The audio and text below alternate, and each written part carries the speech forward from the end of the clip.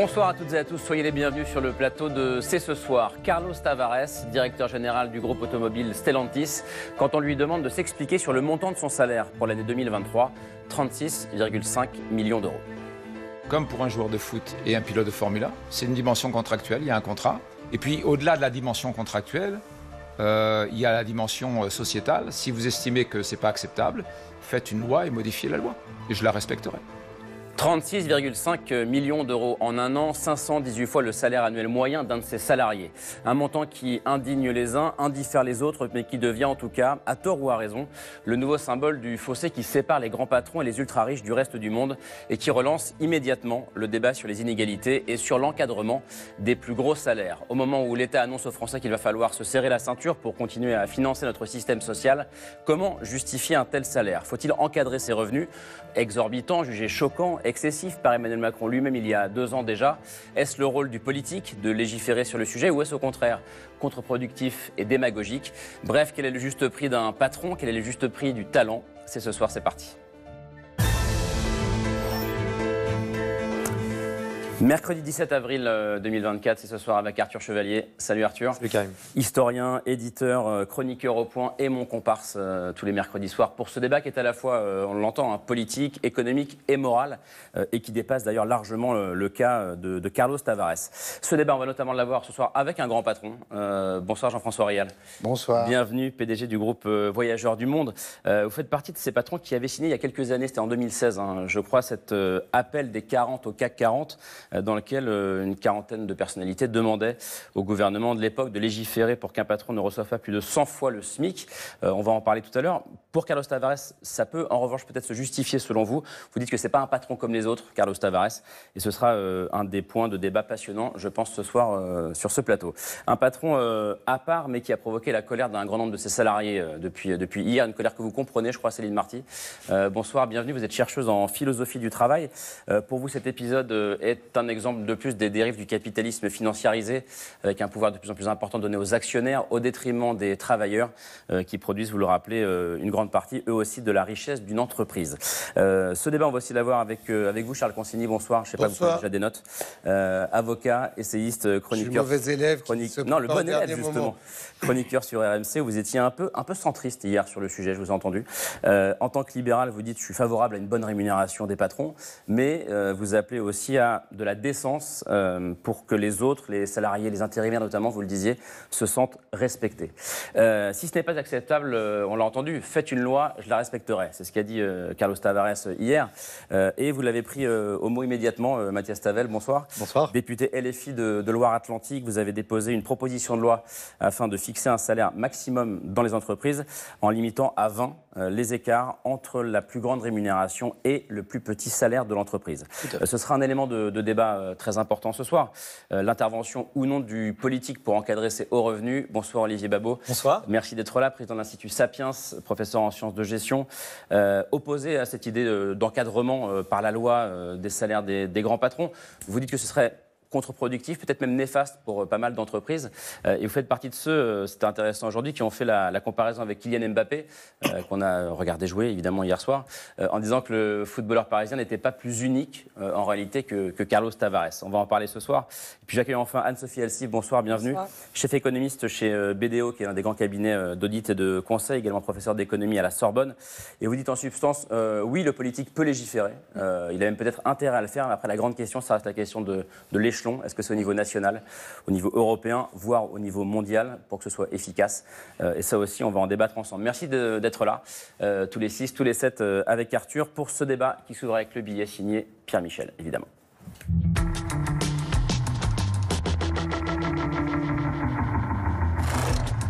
C'est beaucoup. C'est monstrueux, c'est 100 000 euros par jour. On parle de quelqu'un qui va gagner 100 000 euros par jour. L'équivalent de 2140 années de travail au SMIC sur l'année, c'est vrai que ça fait pas mal. Carlos Tavares, directeur général de Stellantis, va toucher 36,5 millions d'euros de revenus pour l'année 2023. Son salaire a été approuvé cet après-midi par les actionnaires du groupe.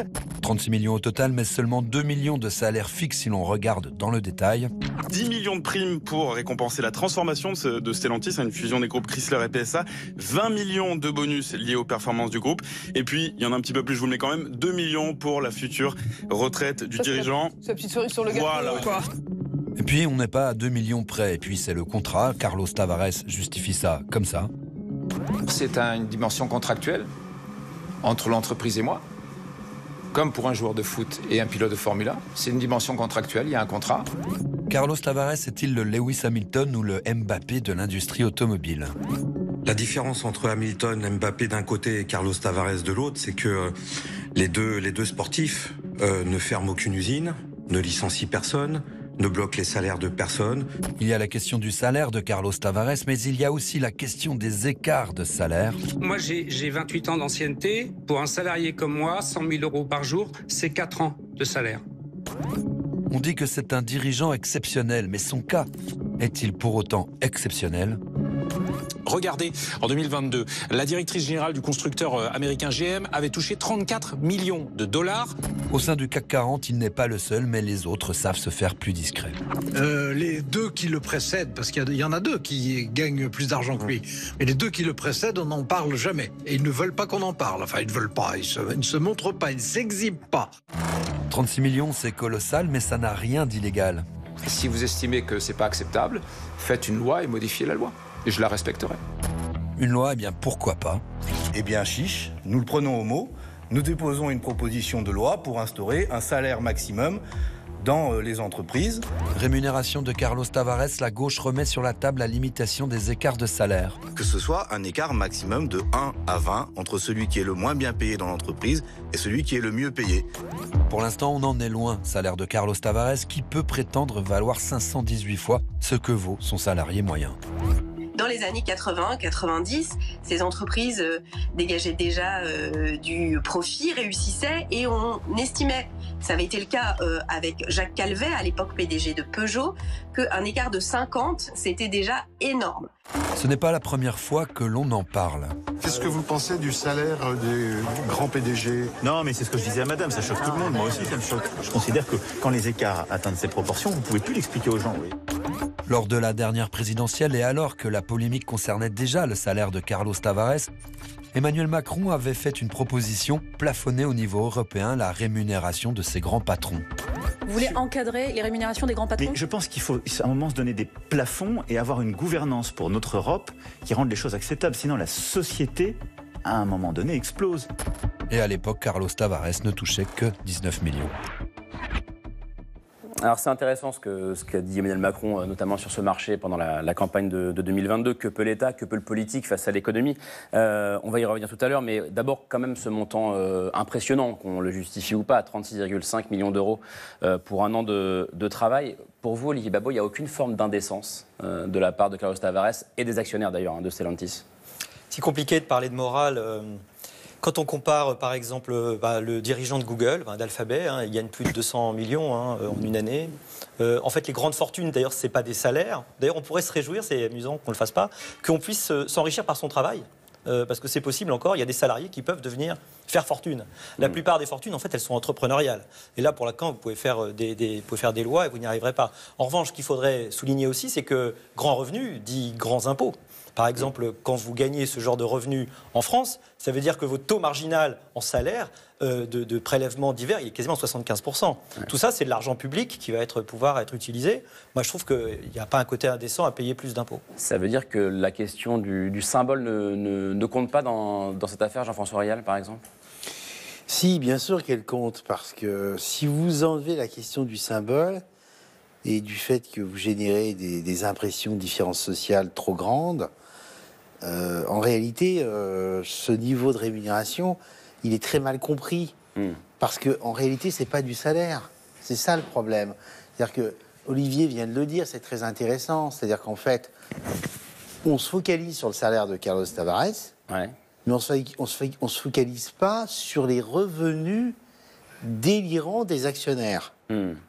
Or, c'est ça le sujet. C'est-à-dire qu'en réalité, chez Carlos Tavares, il y a peut-être un tiers de salaire fixe et variable, et 2 tiers que les actionnaires de Stellantis ont décidé de se priver pour eux et de le donner à Carlos Tavares comme si c'était un entrepreneur.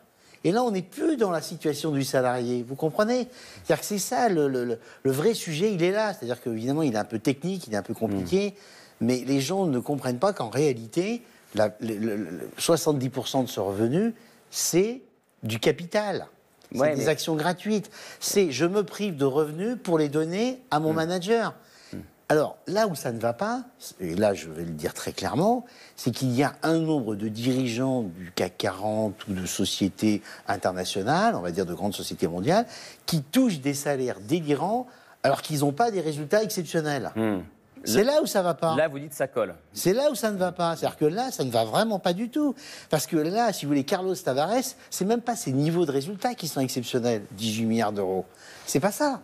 C'est qu'il est passé d'une entreprise qui était au bord de la faillite à une entreprise qui est devenue un leader mondial dans un environnement concurrentiel délirant. C'est un mec exceptionnel. Mais ça veut dire qu'il y a une notion de talent, de mérite. Bien sûr, totalement. Et là où ça ne va pas, alors je vois mon ami de la France Insoumise... Non, il sourit pour l'instant, regardez. Qui va me contredire. Et pourtant, je serais d'accord avec lui sur un certain nombre de points. C'est-à-dire que là où ça ne va pas, c'est qu'il y a beaucoup trop de dirigeants à l'heure actuelle qui ont des niveaux de rémunération beaucoup trop élevés, indécentes, sur la partie salaire. Je ne parle pas de la partie capitaliste sur laquelle ils sont intéressés, et qui n'ont pas les performances de Carlos Tavares. Et Carlos Tavares, quand il dit « je suis comme Mbappé », etc., il fait une erreur. Il est beaucoup plus fort qu'Mbappé. Il rend beaucoup plus de services à la société. Et je dirais à notre ami de France Insoumise, il va nous parler des emplois supprimés. Il a raison, c'est dommage de supprimer des emplois. Non, mais moi je vais vous dire autre chose qui est fondamentale. C'est combien il a évité de suppression d'emplois, Carlos Tavares, et combien il en a créé parce qu'il a passé une entreprise au bord de la faillite au résultat qu'il a. C'est ça le sujet. Alors Mathias Tavel, est-ce que c'est ça le sujet? Et c'est marrant cette comparaison quand même avec Mbappé, Verstappen ou Hamilton. C'est-à-dire que en disant, bon, Mbappé, lui, il n'a pas redressé l'entreprise, etc. Il a une valeur sociétale moins importante que Tavares. Qu'est-ce que vous répondez à ça? Mais Kylian Mbappé, il a du talent. Carlos Tavares n'a pas de talent. Carlos Tavares, il refuse de produire la 208 électrique en France alors qu'il y a un dispositif financé avec de l'argent public pour que les gens puissent accéder à une 208 électrique. Carlos Tavares, il ne cesse depuis des mois et des années d'essayer de reculer le virage électrique alors qu'on est déjà en retard de ce point de vue-là et que si on l'avait pris à temps, on ne serait pas dans la difficulté dans laquelle on est. Donc je suis désolé, Carlos Tavares n'est pas un bon patron. Et la question qui est posée, au-delà même de savoir si c'est un bon ou un mauvais patron, moi je pense que ce n'est pas un bon. Même quand bien même, 36 millions d'euros, 1700 fois le SMIC, y compris pour la motivation des salariés de PSA, y compris pour le respect de tous les petits patrons qui sont très loin de gagner ces sommes-là. Comment vous voulez que les gens qui passent leur vie à travailler, qui n'ont que le travail pour vivre, qui jamais n'auront les super fortunes, les super salaires ou le super patrimoine de M. Tavares, puissent sentir ensuite une société dans laquelle chacun a une place et est respecté? C'est un problème économique, de prédation sur l'entreprise, et c'est un problème politique de justice dans la société. Charles Consigny, la question du symbole, on y est en réalité, et de la morale, est-ce qu'elle doit entrer en compte ou pas dans cette affaire? Mais moi je suis un peu partagé.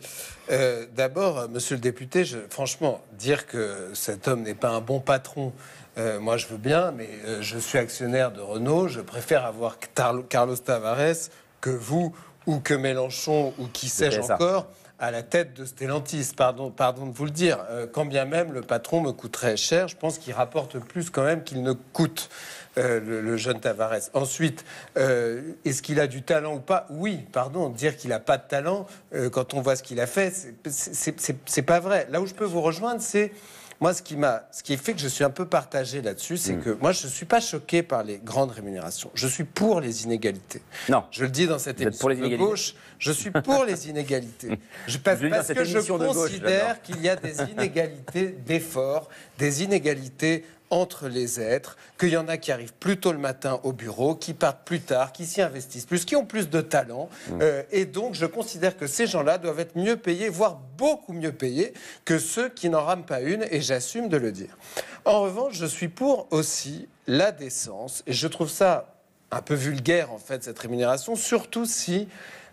j'ai essayé de regarder, mais je n'ai pas réussi à trouver des vraies infos. Si Stellantis est comme toutes les boîtes, c'est-à-dire une boîte dans laquelle vous avez la masse des salariés qui sont mal payés et qui, quand ils veulent une augmentation, une participation, une promotion, se heurtent au mur de la direction des ressources humaines qui va leur expliquer qu'il n'y a pas le budget pour les augmenter, ou quand arrive la fin d'année, on va leur expliquer qu'il ne peut pas y avoir la prime cette année parce que ceci, parce que cela. Donc moi, en fait, ce que je pense, c'est que il ne faut pas rentrer dans Il y a une prime annoncée pour l'année dernière, je le précise, de 4 000 et quelques euros par an. Voilà, mais je pense qu'il ne faut pas rentrer dans nos passions tristes françaises. Je pense que l'essentiel, et je pense que c'est ce qui fera se rejoindre les libéraux et les socialistes, en gros, c'est que je pense que l'essentiel, c'est de faire croquer les salariés. Mais vraiment, pas seulement pour le symbole. C'est pour ça que je pense qu'il faut beaucoup développer... Si les salariés croquent, comme vous dites, alors il n'y aura pas de regard négatif sur le salaire du patron. L'actionnariat salarié, toutes ces choses qui permettent de faire corps et que tout le monde bénéficie des résultats exceptionnels d'une boîte dans lesquels, après tout, il n'y a pas que Tavares qui a fait tout seul Peugeot, Citroën, Fiat, Chrysler. Oui, c'est ce que vous dites un peu, Céline Marty. Alors, vous ne dites pas, je suis pour les inégalités, je précise. Non, mais alors la participation des salariés au bénéfice des entreprises, c'était déjà un projet de Gaulle dans les années 60 pour réconcilier le travail et le capital. Alors, ce qui est intéressant, c'est que par-delà l'enjeu de répartition économique, ce qui serait intéressant, c'est que les salariés puissent prendre part à la gouvernance, à la stratégie et à l'approbation de ce salaire. Parce que là, ce salaire, il est approuvé dans un conseil par des actionnaires, finalement. On pourrait demander aux salariés s'ils votent une telle rémunération. Si vous voulez la participation économique au bénéfice de l'entreprise des salariés, pourquoi pas la participation politique, finalement, à la prise de décision, en considérant que ce sont les travailleurs qui portent l'entreprise au quotidien, ce qui se manifeste dans le cas d'une grève, c'est-à-dire d'un arrêt du travail, et que c'est à ce moment-là qu'on se rend compte de qui on a besoin pour faire tourner une entreprise. Ouais, mais juste quand vous reprenez l'argument qui est de dire, vous disiez 1700 fois le SMIC, c'est je crois 1586 ans de travail pour un intérimaire, pour gagner 36,5 millions d'euros. Est-ce que c'est une comparaison un peu trop facile en réalité, ou est-ce que vous la reprenez parce que le symbole est important? Moi, je pense que le symbole est important et que la morale est importante, puisque c'est comme ça qu'on discute normativement de la façon dont on vit en société. L'humain est un animal politique qui est capable de discuter de ses valeurs, disait déjà Aristote, et donc finalement, on est capable de se mettre d'accord sur ce qu'on trouve juste et injuste. C'est le propre du politique. Et quand on dépolitise ça, quand on dit c'est une affaire de marché ou c'est une affaire de talent, et puis ça, on ne peut pas l'estimer, finalement, on dépossède le politique d'une discussion. On en fait une variable d'ajustement purement économique et purement technique, et je pense que à la fois le politique a un rôle à jouer, non pas seulement les institutions, mais aussi le débat public et finalement toutes les parties prenantes qui, aussi bien finalement les salariés que même les consommateurs de PSA. Anne-Sophie Elty, votre regard là-dessus, indécent ou justifié? Ou alors centriste comme notre ami consigne? Ce qui est assez intéressant, c'est en effet la perception. On l'a dit, aux États-Unis, on a des salaires qui sont beaucoup plus importants. Et il faut le dire, la majorité de ces salaires, c'est la distribution d'actions. Donc aujourd'hui, l'action est à temps. Demain, vous avez une crise, etc. Les actions peuvent complètement s'effondrer. C'est plus de 23 millions sur ces 36. Donc ce n'est pas la majorité. Donc en effet, développer tout ce qui est intéressement et autres, on le voit en Europe et en France, c'est beaucoup moins développé qu'aux États-Unis. Et puis l'autre élément, c'est vraiment en effet cette perception, puisqu'en Europe, on voit qu'on est beaucoup plus égalitaire qu'aux États-Unis. Et pourtant, on a beaucoup plus ces questions. En France, on voit ce que publie l'INSEE, après redistribution. Avant, on est à 1 à 15 en termes d'inégalité. Après, on est de 1 à 3. Donc, on a vraiment une baisse massive des inégalités grâce à notre système de protection sociale et de redistribution. Ça, c'est juste acté. Dans notre pays, la majorité des gens se sont enrichis, notamment grâce à l'immobilier. Donc là, on n'a pas investi, créé d'emplois, etc. Et la majorité des fortunes et des gens qui ont plus de patrimoine, et c'est avec de l'immobilier, c'est pas avec l'entreprise comme aux États-Unis. Et ce qui est assez intéressant, c'est toujours cette fameuse phrase dont on parle du taxi new-yorkais ou américain en disant mais pourquoi vous êtes contre et ne voulez pas taxer justement le président de Apple et Google? Il dit mais attention, moi demain je peux devenir ce président d'Apple ou Google. Je ne veux pas du tout payer d'impôts. En Europe et en France, c'est vrai que comme c'est quelque chose qui nous paraît complètement impossible, alors que statistiquement on a plus de chances de l'être, c'est l'absence de mobilité sociale. Vu les stats, eh bien on se dit il faut absolument taxer parce qu'il y a une perception à l'inégalité qui est très forte. Et non, ça, c'est très compliqué. Finalement, le problème des inégalités est moins le vrai problème que celui de l'absence de mobilité. Alors c'est vrai, ce qui est amusant aux États-Unis, c'est qu'ils ont une perception plus grande qu'elle n'est de la mobilité possible et donc en fait une acceptation très très forte. Il n'y a pas vraiment de débat. Alors que statistiquement, elle est moins vraie que chez nous. C'est le contraire. Et en fait, il n'y a pas vraiment de débat débat du coup sur les hauts salaires. C'est peut-être effectivement aussi assez culturel. Pour eux, que des gens gagnent très très bien leur vie, c'est normal. À partir du moment où c'est lié quand même, et je crois que c'est très important de le dire, à la performance. En France, on a beaucoup progressé là-dessus. C'est-à-dire que maintenant, il y a une transparence. Il n'y avait pas de transparence avant. Il y a une assemblée générale qui va être amenée à s'exprimer. Alors, il se trouve que Stellantis est de droit néerlandais. Et donc, en fait, chez les Néerlandais, même s'il y avait eu une loi, un vote négatif, en fait, ça n'aurait pas eu d'impact. Ça reste une société privée, avec des capitaux privés, et les gens font ce qu'ils veulent. La vraie question qu'on devrait se poser, c'est pourquoi des actionnaires qui auraient plutôt envie peut-être de gagner l'argent vont payer si cher quelqu'un. Personne n'a envie de donner autant d'argent à quelqu'un. C'est ça la vraie question des mécanismes. Alors les mécanismes, ils sont complexes en vrai. Il peut y avoir. Il y a eu autrefois la consanguinité des actionnaires. Il y avait une forme de consanguinité chez les dirigeants qui pouvaient se voter entre eux les rémunérations. Là, c'est pas le cas. C'est beaucoup moins le cas. Non, c'est beaucoup moins le cas. La réalité, c'est qu'il y a un marché, mondial qui est de plus en plus difficile. Qu'un grand dirigeant, c'est effectivement quelqu'un qui va créer de la valeur. Si vous prenez les 35 ou les 36 millions d'euros que Tavares va toucher, si vous les divisez par le nombre de personnes, c'est-à-dire si vous lui prenez tout son salaire et que vous les redonnez à tous les employés, vous savez combien ça fait ? Ça fait 134 euros dans l'année. Et encore là-dedans, en fait, il y a plein d'actions qui sont conditionnées, etc. En fait, ce que vous payez à quelques euros par mois en plus pour chaque employé, c'est d'avoir un bon dirigeant. Un bon dirigeant, il peut sauver votre place et à terme, il faut se souvenir, quand il est arrivé, PSA perdait à certain moment 7 millions d'euros par jour. 7 millions d'euros par jour. Donc vous voyez ce que peut faire une entreprise quand elle est dans un mouvement extrêmement négatif. Donc un bon dirigeant, effectivement, ça se paye cher, mais ça crée beaucoup de valeur derrière. J'arrive, mais Arthur... Oui, mais du coup, je voulais aussi revenir sur ce que vous disiez tout à l'heure, notamment sur la comparaison entre les grands patrons et les grands sportifs, puisque on passe beaucoup de temps ce soir et depuis 2 jours à devoir défendre M. Tavares.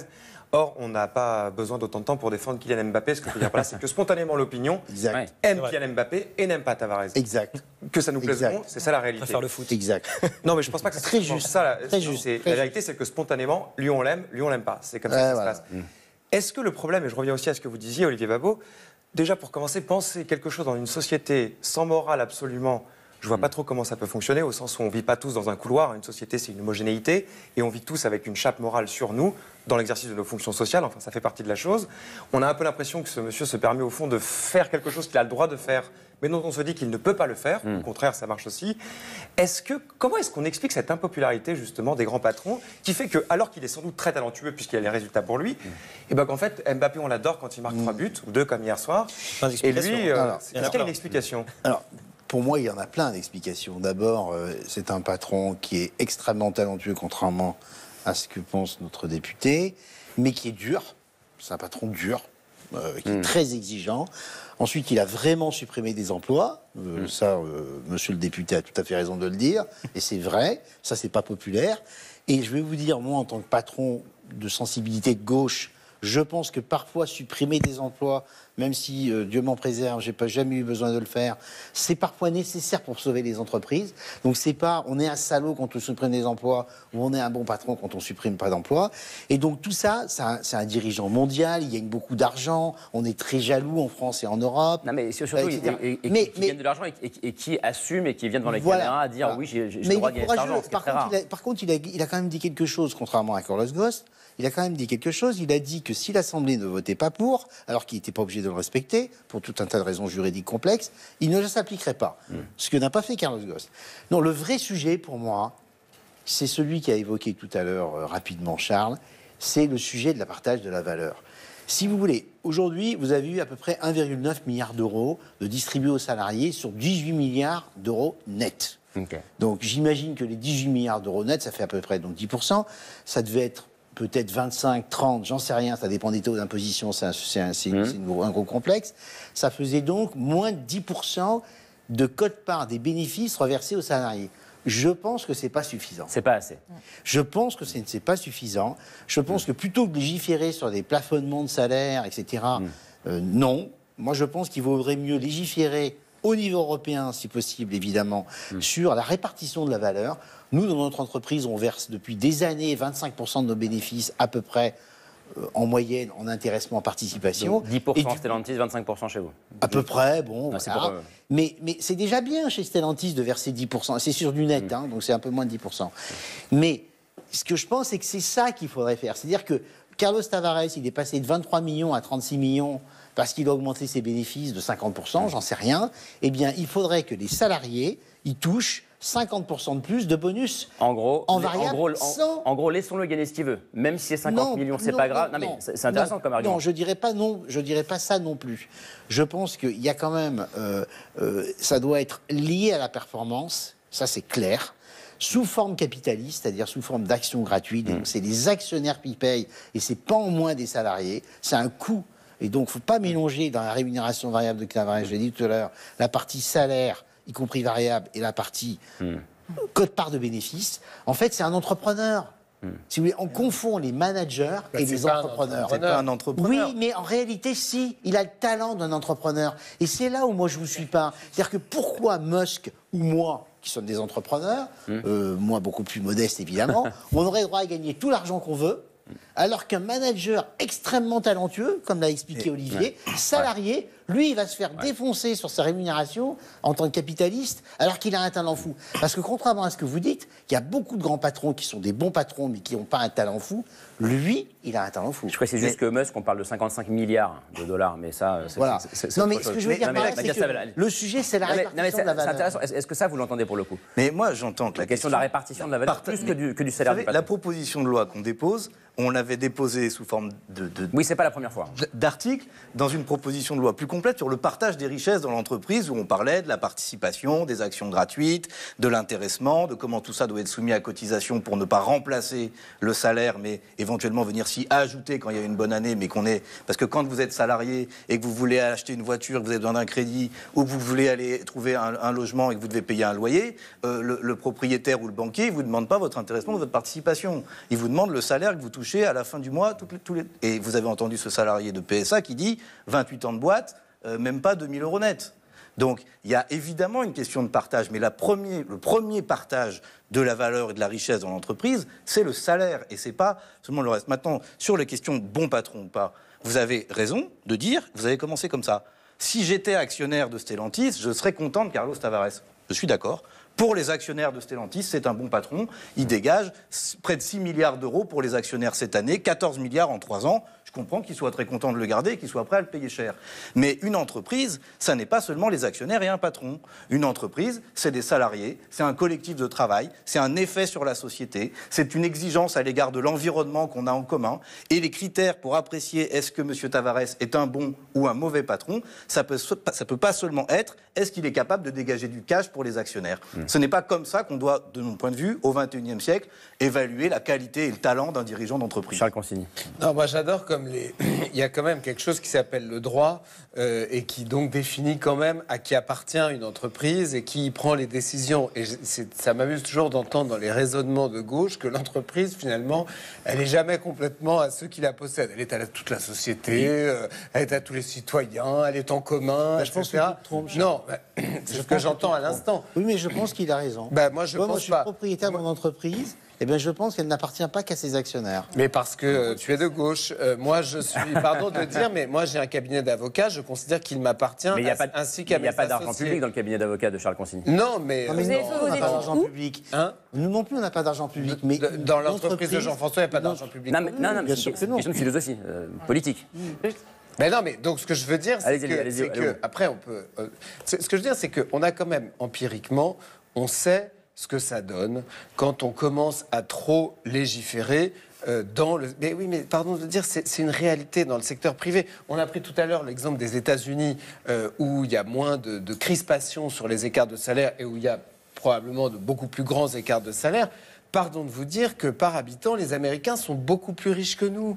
Donc il faut et que les États-Unis sont un pays aujourd'hui beaucoup plus puissant. Non, mais j'essaie de comprendre. Ça veut dire quoi, Charles? Ça veut dire que s'il y a un encadrement du salaire des grands patrons, on va s'appauvrir.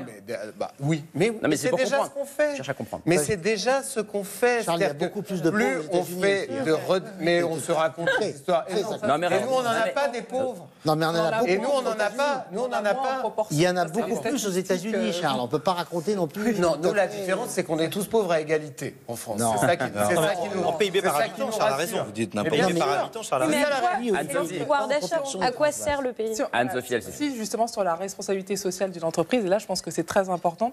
Bien sûr que l'entreprise est détenue par des actionnaires, il n'y a pas de débat là-dessus, mais c'est faux de dire que l'entreprise n'a pas de responsabilité sociétale aujourd'hui dans le cadre de la transition écologique. Et si on veut justement avoir un débat un peu plus macro, qu'est-ce qu'on voit? On voit qu'avec les transitions, que ce soit le secteur de la défense, que ce soit la santé avec le vieillissement, que ce soit avec le numérique, on l'a vu, vous allez avoir des secteurs, on va dire, pas de rente, mais en tout cas où il va y avoir énormément d'investissements qui va être mis en œuvre. Pour le secteur automobile, qu'est-ce qu'on voit? L'État, que ce soit aux États-Unis, l'IRA, c'est des milliards qui sont subventionnés pour que vous achetiez votre voiture électrique, également en Europe, donc c'est votre argent public qui va. Et donc ces secteurs qui sont sur ces transitions vont profiter. Et c'est tout à fait normal parce qu'il faut aller vers ces transitions-là. Donc quand vous êtes dans ce genre de débat, une fois que vous avez fait ces milliards et autres, et moi je pense qu'il faut s'en réjouir, la question à mon sens, et à Davos, s'il y a eu ce débat-là, comment on répartit cet argent? Là, on l'a dit, cet argent c'est surtout des actions. Ces actions dans ces secteurs, la santé, le numérique, la défense vont exploser, quelles que soient les entreprises qui vont être dans ces secteurs-là. Votre action va être multipliée par 2, 3, 4. Eh bien, qu'est-ce qu'on fait de cet argent? Est-ce qu'on ne pourrait pas avoir une réflexion comme ça a été le cas à Davos? Alors, on peut critiquer, etc. Mais c'était même Oxfam qui a mis en place ce débat de dire, voilà, c'est mal, etc. Pourquoi cet argent-là? Justement, parce que ce sont des secteurs qui bénéficient des subventions publiques pour avoir ces transitions. On ne le réinvestit pas dans la transition, on l'a dit, démographique, numérique, mais également, surtout, écologique, puisque les besoins vont être le réinvestir colossaux. plutôt que de le distribuer. Exactement. Et au niveau des actionnaires, c'est aussi, et je le dis au niveau de Davos, c'était des idées qui étaient mises en place. Le premier qui est pour ça, c'est bien sûr Microsoft et Bill Gates qui le fait avec sa fondation. Donc il y a cette réflexion. Et de dire que l'entreprise est au-dessus et ne va pas subir la transition écologique, ne va pas subir tous ces changements-là, c'est faux. Donc bien sûr que l'entreprise est un acteur, ce n'est pas le seul, mais c'est un acteur et qui peut utiliser justement ses profits pour avoir plus de valeur ajoutée aussi pour elle. Vous n'êtes pas d'accord avec ça? Non mais on a l'impression que vous sous-entendez tous qu'il y a une contradiction entre l'intérêt des actionnaires et l'intérêt du monde entier.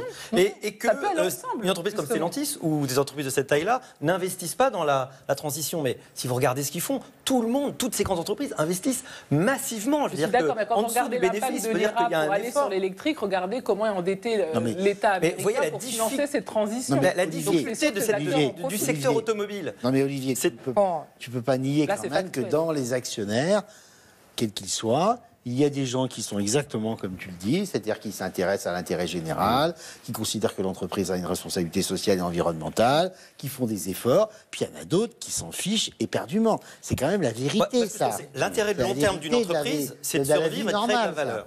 Mais en même temps, qu'est-ce que ça peut survivre, créer de la valeur à long terme. Comment vous le faites? Vous le faites si vous attirez des clients. Pas de parallèle.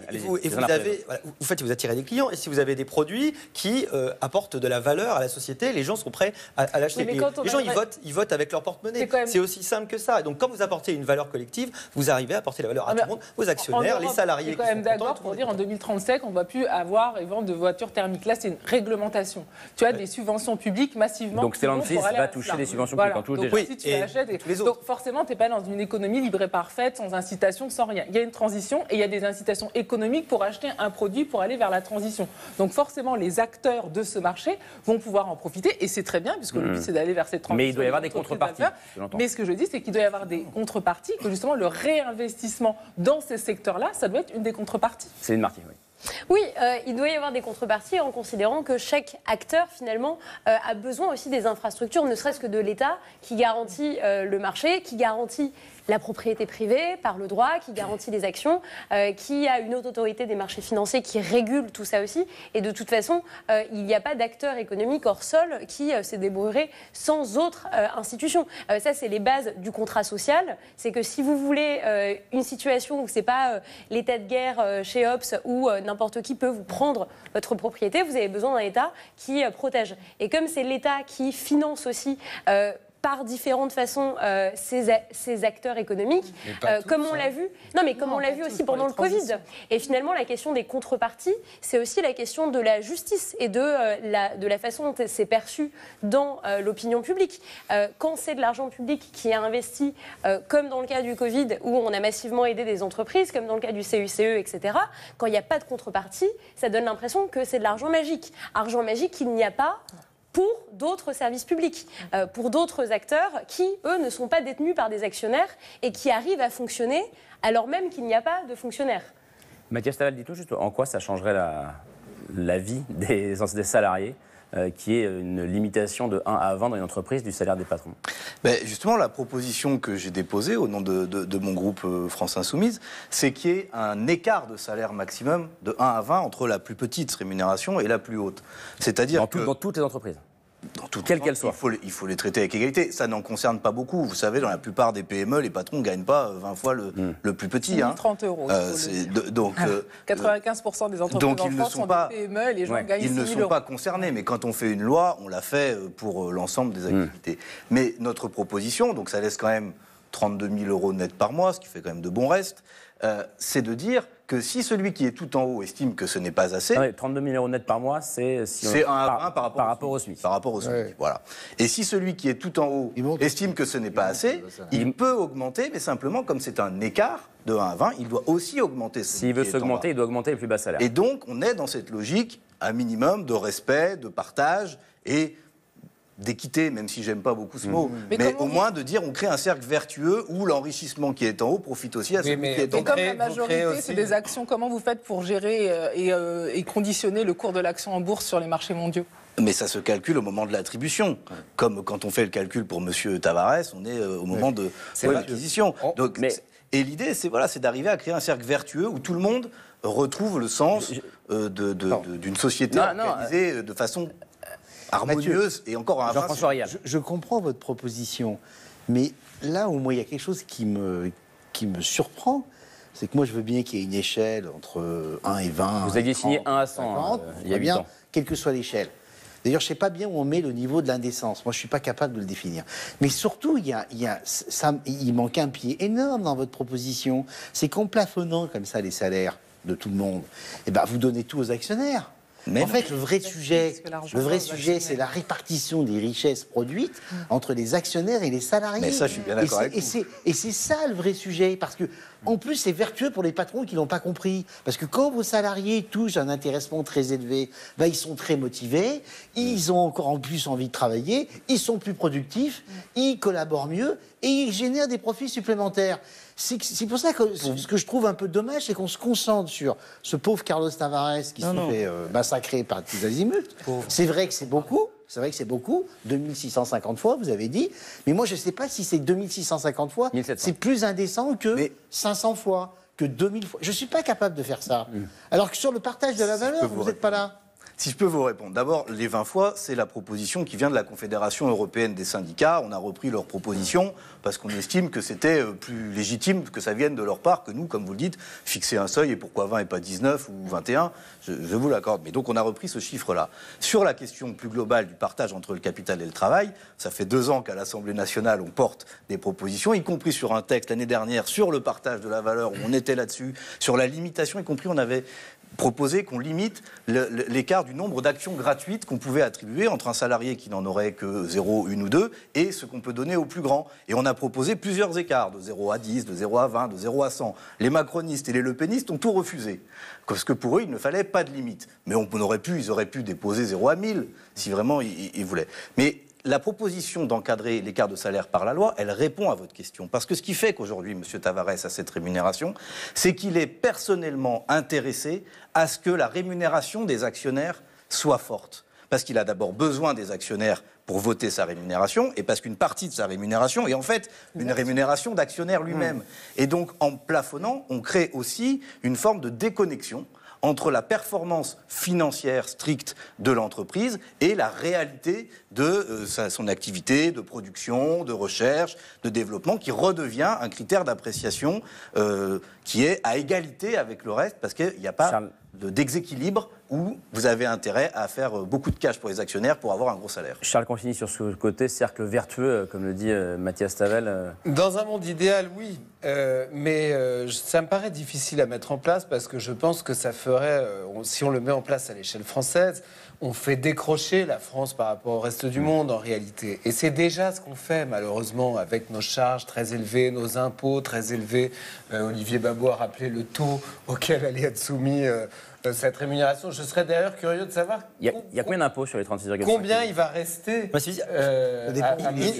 il n'est même pas résident français. Ah oui. Notre conversation est sympathique. Même si la loi de monsieur est votée, ça change absolument rien. Parce que c'est du droit néerlandais et lui, il est pas résident portugais. Soyez tranquille, on propose la même chose dans le cadre de la campagne européenne. C'est dans le programme de Manon Aubry d'avoir une directive européenne qui fixe ça, ils iront tous une directive.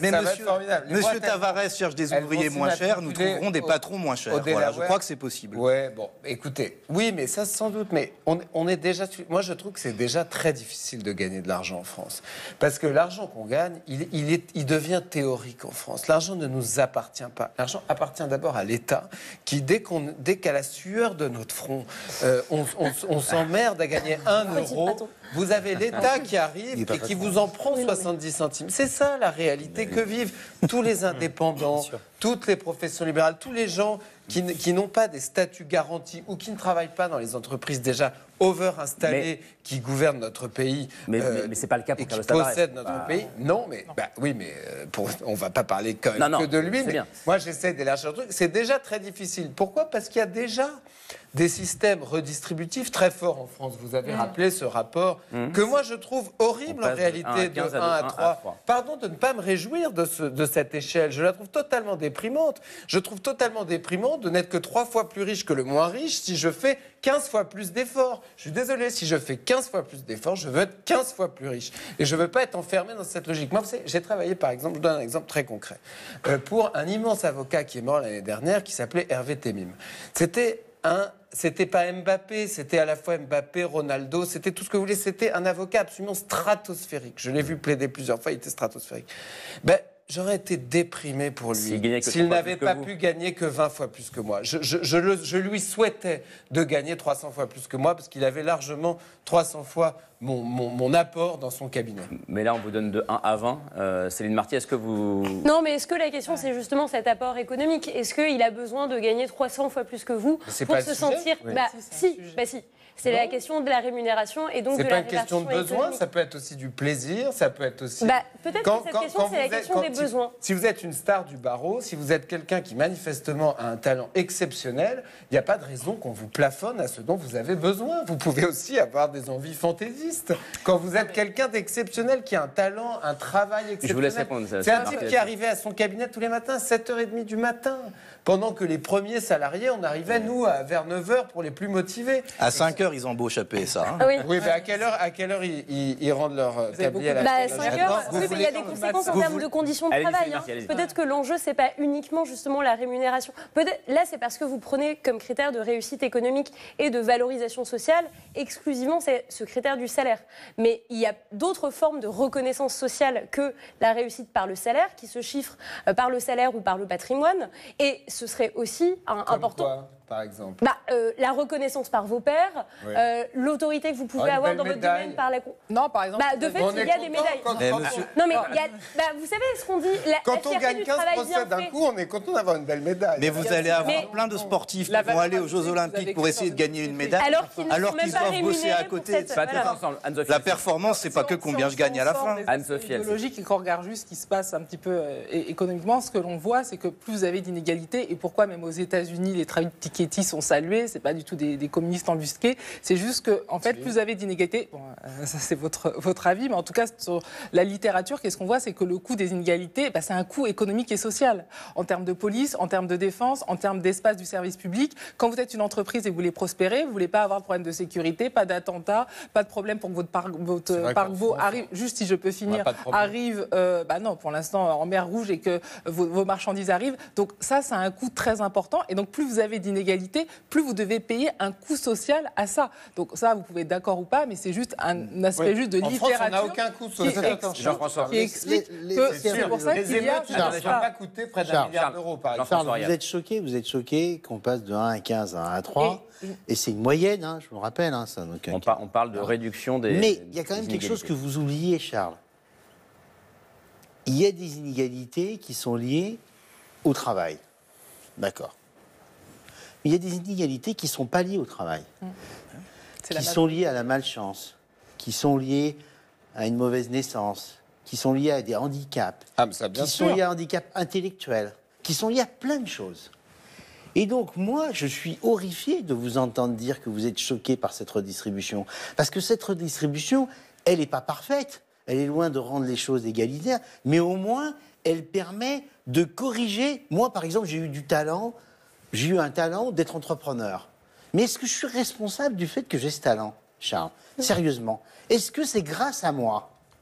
Pourquoi j'ai ces qualités-là? Je suis né, je suis allé dans des bonnes écoles, j'ai eu des parents professeurs, j'avais cette énergie. Mais est-ce que c'est fondamentalement grâce à moi? J'en suis pas sûr. C'est une manière de voir les choses que je ne partage pas. Je comprends, mais moi je pense que ceux qui n'ont pas ces talents-là, on doit les protéger.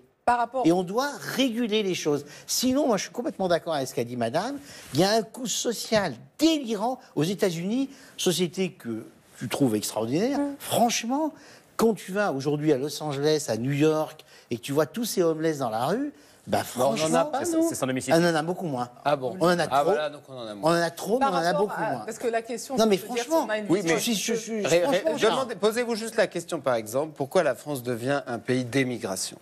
Pourquoi les jeunes s'en vont? Non mais c'est intéressant, parce que votre système tellement vertueux, tellement génial, en réalité, il coupe les ailes des jeunes.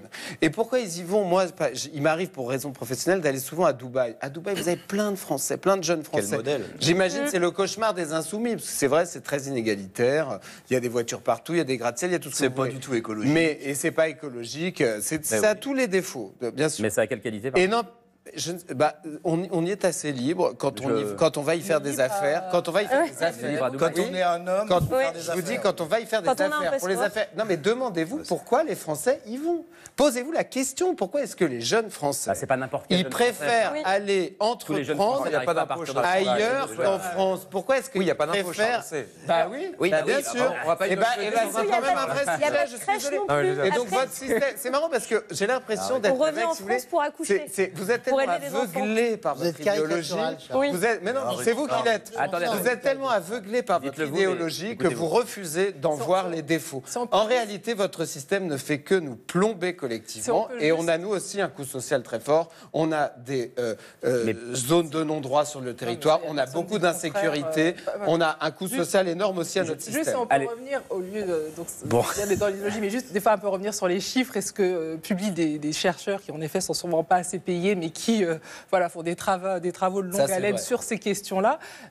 Qu'est-ce qu'on voit sur ces questions, notamment aux États-Unis? Vous l'avez très bien dit, en effet, augmentation des inégalités, mais surtout, le grand problème, c'est qu'une fois que vous êtes dans cette situation-là, qu'est-ce que vous faites à moyen long terme? On dit avec une telle rémunération, ça dépend des besoins. Je vous rappelle qu'il y a la transition écologique. Quels besoins et qu'est-ce que vous allez consommer demain? Alors, vous connaissez les rapports du GIEC et qu'est-ce qu'il va y avoir?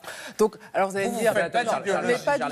Non, mais on n'est pas du tout dans le concept. Vous pouvez décroissant pas, mais là, on parle juste de données et de faits. Vous allez avoir pour toute une partie des parties du monde, vous allez avoir des migrations, des migrants excessivement importants parce que les gens ne pourront plus rester juste. Vous parlez de Dubaï, votre pays préféré, les gens ne pourront plus respirer là-bas dans 10 ans. Donc, non, mais vous pourrez y aller. Enfin, vous ne pourriez plus y aller en effet écologiquement. Donc, vous pouvez avoir toutes les voitures, etc. C'est juste un fait. Regardez les rapports du GIEC. Donc, il y a l'idée de dire. Non, c'est juste les rapports du GIEC.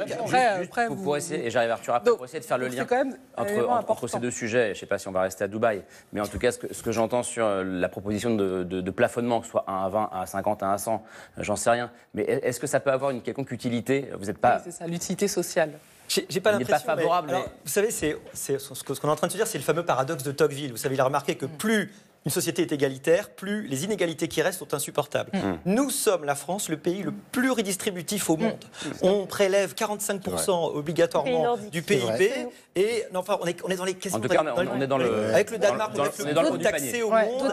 Et on a 58% de dépenses publiques. Donc je ne crois pas que ça soit un manque. Et ce que dit Charles, ce que suggère Charles, c'est que finalement, il y a un moment où la fameuse courbe de l'affaire fait que quand tu es trop imposé, tu vas prendre 1 heure pour aller à la pêche plutôt qu'1 heure de travail en plus. C'est-à-dire que tu ne vas pas créer la valeur collective parce que finalement, on t'aura... Mais c'est ce que, pardon, pour revenir sur notre débat, c'est ce que provoquerait ce que propose Mathias Tavel, selon vous? Mais pas forcément. De toute façon, la limite des 1 à 20, elle est très difficile. Et puis en vrai, vous savez comment elles marchent vraiment, les grandes entreprises de la tech aujourd'hui. Elles ont quasiment que des ingénieurs hyper capés. Donc ça empêcherait même pas d'avoir des très hauts salaires. Parce qu'en fait, tous les autres, maintenant, c'est tout ce qui était avant dans l'entreprise, ils sont maintenant sous-traités. Donc en fait, c'est qu'une entreprise, en fait, c'est des frontières qui sont extrêmement labiles. Ça ne sert pas à grand-chose, c'est assez démago. l'impôt. Le vrai problème, il est effectivement sur la mobilité sociale, il est sur l'efficacité des prélèvements, sur la répartition des charges quand on a une transition telle que celle de la transition écologique. Voilà, c'est ça toutes les questions.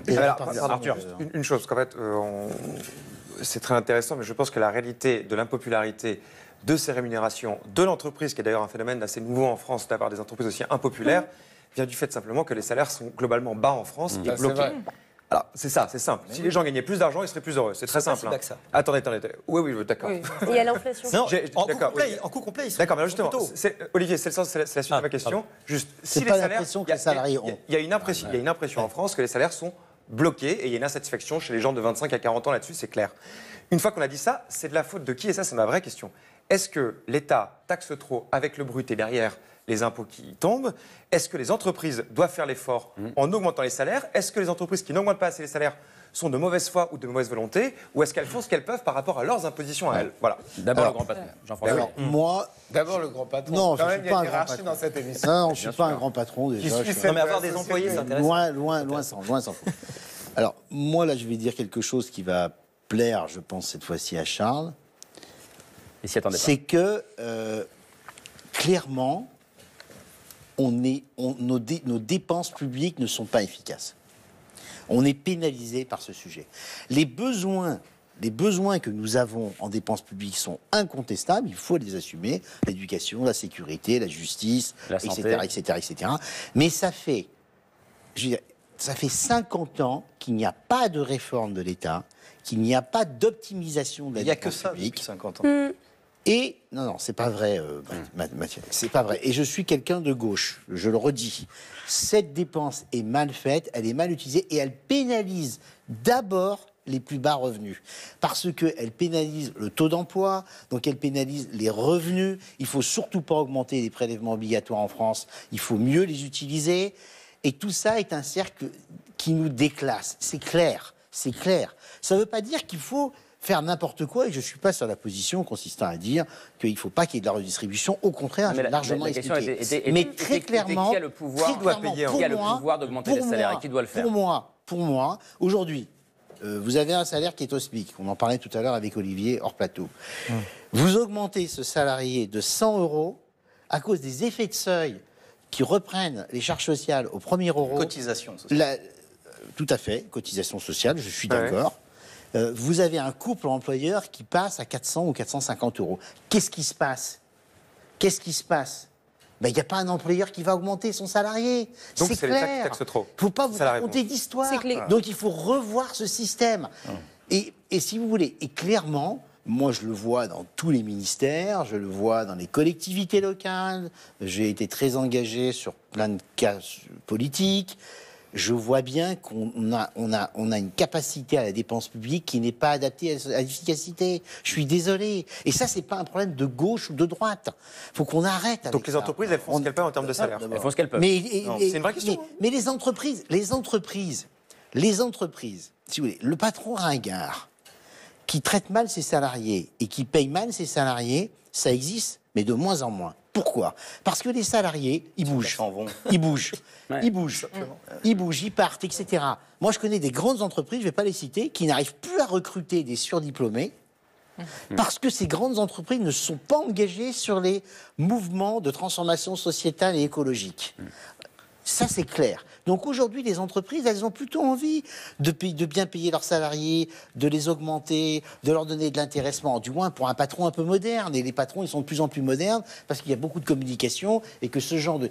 Qu'est-ce qu'il a raté, Tavares? Moi, j'aurais été à sa place. J'aurais peut-être trouvé que c'était normal que je touche 36 millions d'euros. Mais je me serais débrouillé pour que tous mes salariés l'approuvent et soient d'accord. Par un système ou par un autre. Céline Marty sur la question de la gouvernance. C'est ça le sujet. Donc voilà pourquoi les salaires sont pas assez hauts en France. D'abord, moi je ne suis pas d'accord pour que la question des salaires soit seulement une question de patron ou d'actionnaire. Et c'est pour ça qu'on défend le SMIC, qu'on défend l'indexation des salaires sur l'inflation, parce qu'il nous semble qu'il doit y avoir des garanties apportées par la loi pour les salariés, parce que sinon, selon que vous êtes dans une entreprise où le rapport de force est intéressant ou pas, vous n'avez pas le même traitement, et que nous, on souhaite qu'il y ait la loi qui garantisse une forme d'égalité. Deuxièmement, en 10 ans, vous avez quasiment 10 points de la répartition de la valeur qui est passée du travail aux actionnaires. Non, c'est pas vrai. Je suis désolé. Reprenez les chiffres entre deux. Reprenez les Ça a chiffres. progressé. Non, non. Et non. Reprenez les parler de la répartition des bénéfices, mais pas de la valeur ajoutée dans laquelle il y a les salaires. Reprenez les chiffres entre 2011 et 2021, et on a des entreprises dans lesquelles les actionnaires prélèvent une part toujours plus importante au détriment de l'investissement et des salaires. Mais sur les bénéfices, c'est vrai, pas sur la valeur ajoutée. Sur les bénéfices, la valeur ajoutée. C'est qu'est-ce qu'on fait des Et la question sur taux vous dites d'investissement, en gros la motivation pour le travail et les salaires sont trop bas, oui, mais il y a une autre. Aujourd'hui, plus personne ne croit que c'est par le travail qu'on va vraiment améliorer sa situation, parce que tout le monde voit bien qu'on est de plus en plus dans une société d'héritiers, de rentiers, où vous avez un tout petit nombre de personnes. Un tout petit nombre de. Mais si, mais parce qu'on fabrique. Son père est médecin. Mais sauf qu'avec les 36 millions, on crée. Les enfants de M. Tavares seront les héritiers de demain. Vous avez dit tout à l'heure, excusez-moi, pardon. On est dans la fabrique des héritiers de demain, tout simplement. Juste pour rappeler. L'histoire de Tavares, c'est un immigré portugais, Tavares, pardon. Non, rien, je disais c'est un groupe de musique avant tout.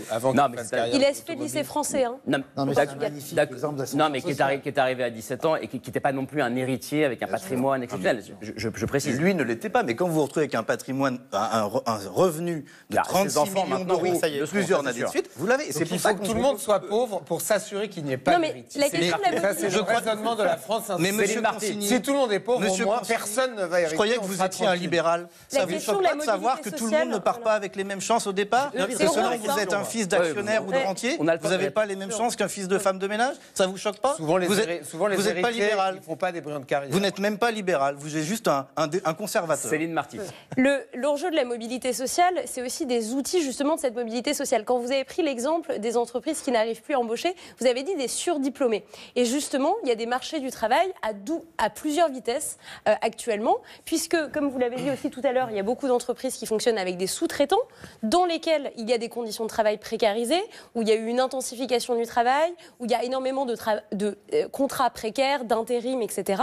Et de l'autre côté, dans les entreprises de la tech, là, on a des ingénieurs qu'on peut payer beaucoup aussi parce qu'on veut les garder. Donc en fait, tous les salariés ne sont pas à égalité dans leur formation, dans leur place sur le marché de l'emploi et dans leur rapport de force au sein de l'organisation qui les emploie. Et donc on ne peut pas parler de façon générique des surdiplômés qui boycottent des grandes entreprises parce qu'elles ne s'intéressent pas à la transition écologique, et à côté, des gens qui sont dans des situations de précarité. On rappelle, et notamment qu'on a énormément de travailleurs pauvres en France, qu'on a les queues qui se rallongent au Resto du Cœur, qu'on a des problèmes, qu'il y a des étudiants qui mangent un repas par jour, et ces étudiants, c'est ensuite ceux qui vont chercher à travailler sur le marché de l'emploi. Donc, la mobilité sociale va mal. Mais posez-vous des questions. Pourquoi est-ce qu'on est dans cette situation alors qu'on est un des pays les plus fiscalisés du monde ? Mais posez-vous quand même cette question. Peut-être le CIC, parce qu'on met mal l'argent. Il n'y a aucun